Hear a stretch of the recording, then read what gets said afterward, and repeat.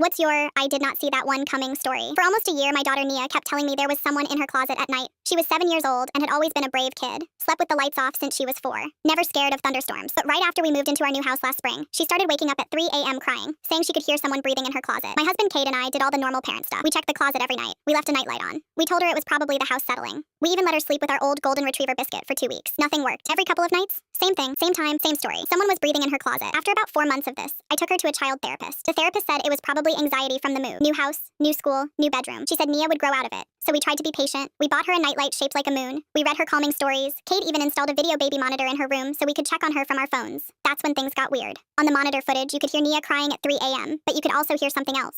A faint tapping sound, very quiet, almost like someone tapping their fingernails on wood. It only lasted a few seconds each time, and it always came from the direction of her closet. Kate thought it was the pipes. I wasn't so sure. Then, one Sunday afternoon, Nia came into the kitchen, holding something small in her hand. She said, "Mommy, I found this in my closet. It was a plastic barrette shaped like a butterfly, pink and purple, kind of dirty." I asked her where in the closet, and she said it was on the floor in the back corner behind her shoes. I didn't think much of it at first. I figured it was left behind by the previous owner's kid. But something about it bothered me. The house had been sitting empty for almost 8 months before we bought it, and our realtor said the last owner was an elderly widower who lived alone. No kids, no grandkids visiting, nobody who would have owned a little girl's barrette. That night, I couldn't stop thinking about it. I waited until Nia was asleep at her friend's house that weekend, and I went into her closet with a flashlight. I got down on my hands and knees and started looking around. The closet was one of those old walk-ins with wooden shelves along the back wall. I started tapping on the shelves. Most of them sounded solid, but the bottom shelf on the left side sounded hollow. My heart started racing. I pulled the shelf out. Behind it was a small wooden panel, about the size of a laptop, held in place with 2 screws. I got a screwdriver from the garage and took the panel off. Behind the panel was a hole in the wall, just big enough for a person to crawl through. It led into the space between the walls. I grabbed my phone and shined the flashlight inside. What I saw made me sit down on the floor and put my hand over my mouth. There was a small mattress on the floor, a pile of dirty blankets, empty water bottles, a few candy wrappers, and a stack of little kid drawings scattered around. Drawings of butterflies, drawings of a house with a family standing in front of it, drawings signed with the name Lena in shaky handwriting. I called Kate at work and told him to come home immediately. Then I called the police. They arrived in about 20 minutes with 2 detectives. They took photos of everything. They bagged the drawings and the barrette. One of the detectives asked me who had lived in the house before us.